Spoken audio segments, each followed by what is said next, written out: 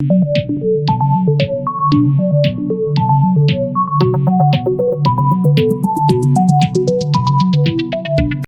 علیکم، یہ ویڈیو ہے سیرت النبی پر، جس میں آپ سیرت النبی قدم با قدم سنیں گے۔ Please click subscribe button and bell icon. حجر اسود کون رکھے گا؟ آخر وہ سب بیت اللہ میں جمع ہوئے۔ ان لوگوں میں ابو امیہ بن مغیرہ بھی تھا۔ اس کا نام حذیفہ تھا۔ قریش کے پورے قبیلے میں یہ سب سے زیادہ عمر والا تھا۔ یہ امیر المومنین سیدہ ام سلمہ رضی اللہ عنہ کا باپ تھا۔ قریش کے انتہائی شریف لوگوں میں سے تھا۔ مسافروں کا سفر کا سامان اور کھانا وغیرہ دینے کے سلسلے میں بہت مشہور تھا۔ جب کبھی سفر کرتا تو اپنے ساتھیوں کے کھانے پینے کا سامان خود کرتا تھا۔ اس وقت اس شدید جھگڑے کو ختم کرنے کے لیے اس نے ایک حل پیش کیا۔ اس نے سب سے کہا، ایک قریش کے لوگوں، اپنا جھگڑا ختم کرنے کے لیے تم یوں کرو کہ حرم کے صفا نامی دروازے سے جو شخص سب سے پہلے داخل ہو اس سے فیصلہ کرا لو۔ وہ تمہارے درمیان جو فیصلہ کرے سب اس کو مان لیں۔ یہ تجویز سب نے مان لی۔ آج اس دروازے کو باب الاسلام کہا جاتا ہے۔ یہ دروازہ رکن یمنی اور رکن اسود کے درمیانی حصے کے سامنے ہے۔ اللہ کی قدرت کے اس دروازے سے سب سے پہلے حضور نبی کریم صلی اللہ علیہ وسلم تشریف لائے۔ قریش نے جیسے ہی آپ کو دیکھا پکار اٹھے، یہ تو امین ہے، یہ تو محمد ہیں، ہم ان پر راضی ہیں۔ اور ان کے ایسا کہنے کی وجہ یہ تھی کہ قریش اپنے آپس کے جھگڑوں کے فیصلے آپ ہی سے کرایا کرتے تھے۔ آپ کسی کی بے جا حمایت نہیں کرتے تھے، نہ بلا وجہ کسی کی مخالفت کرتے تھے۔ پھر ان لوگوں نے اپنے جھگڑے کی تفصیل آپ کو سنائی۔ ساری تفصیل سن کر آپ نے فرمایا، ایک چادر لے آؤ۔ وہ لوگ چادر لے آئے۔ آپ نے اس چادر کو بچھایا اور اپنے دست مبارک سے حجر اسود کو اس چادر پر رکھ دیا۔ اس کے بعد آپ نے ارشاد فرمایا، ہر قبیلے کے لوگ اس چادر کا ایک ایک کنارہ پکڑ لیں، پھر سب مل کر اس کو اٹھائیں۔ انہوں نے ایسا ہی کیا۔ چادر کو اٹھائے ہوئے وہ اس مقام تک آ گئے جہاں حجر اسود کو رکھنا تھا۔ اس کے بعد نبی اکرم نے حجر اسود کو اٹھا کر اس کی جگہ رکھنا چاہا، لیکن عین اس وقت ایک نجدی شخص آگے بڑھا اور تیز آواز میں بولا، بڑے تعجب کی بات ہے کہ آپ لوگوں نے ایک کم عمر نوجوان کو اپنا رہنما بنا لیا ہے، اس کی عزت افزائی میں لگ گئے ہو۔ یاد رکھو، یہ شخص سب کو گروہ میں تقسیم کر دے گا، تم لوگوں کو پارا پارا کر دے گا۔ قریب تھا کہ لوگوں میں اس کی باتوں سے ایک بار پھر جھگڑا ہو جائے، لیکن پھر خود ہی انہوں نے محسوس کر لیا کہ حضور صلی اللہ علیہ وسلم نے جو فیصلہ کیا ہے وہ لڑانے والا نہیں، لڑائی ختم کرنے والا ہے۔ چنانچہ حجر اسود کو نبی کریم صلی اللہ علیہ وسلم نے اپنے مبارک ہاتھوں سے اس کی جگہ پر رکھ دیا۔ مورخوں نے لکھا ہے، یہ نجدی شخص دراصل ابلیس تھا، جو اس موقع پر انسانی شکل میں آیا تھا۔ جب کعبے کی تعمیر مکمل ہو گئی تھی تو قریش نے اپنے بتوں کو پھر سے اس میں سجا دیا۔ کعبے کی یہ تعمیر جو قریش نے کی چوتھی تعمیر تھی۔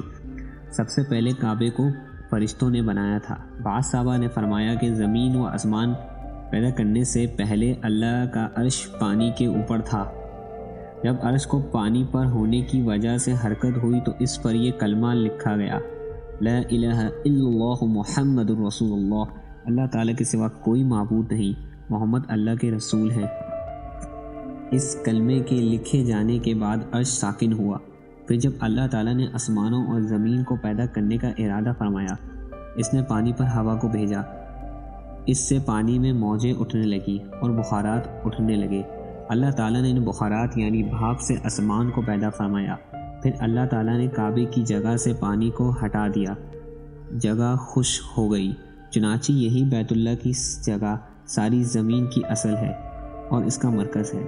یہی خشکی بڑھتے بڑھتے 7 بر اعظم بن گئے۔ جب زمین ظاہر ہو گئی تو اس پر پہاڑ قائم کیے گئے۔ زمین پر سب سے پہلے پہاڑ ابو قیس ہے۔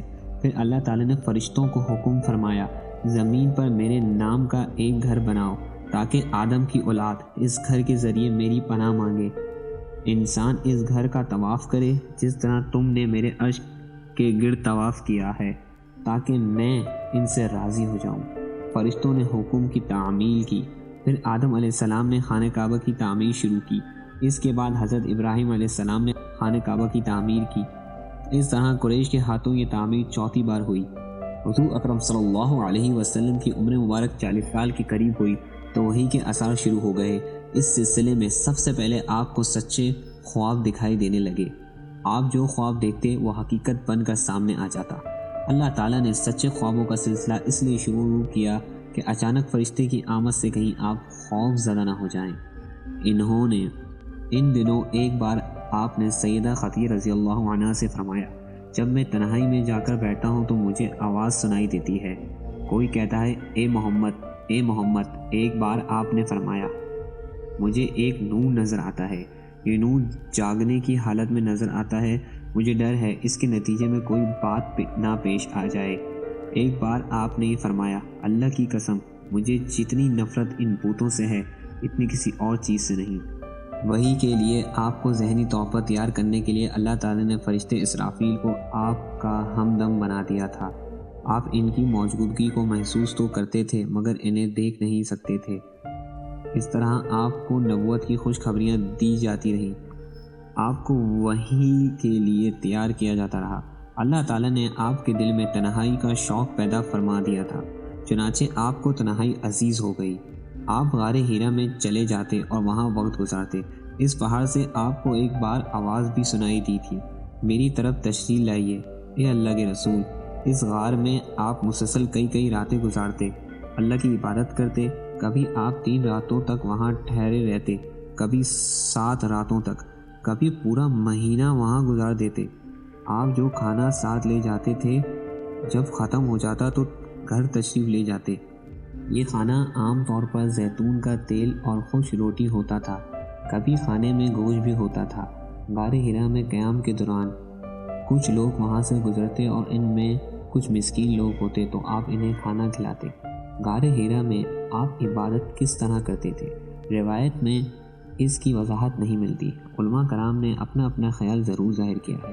ان میں سے ایک خیال یہ ہے کہ آپ کائنات کی حقیقت پر غور و فکر کرتے تھے اور یہ غور و فکر لوگوں سے الگ رہ کر ہی ہو سکتا تھا۔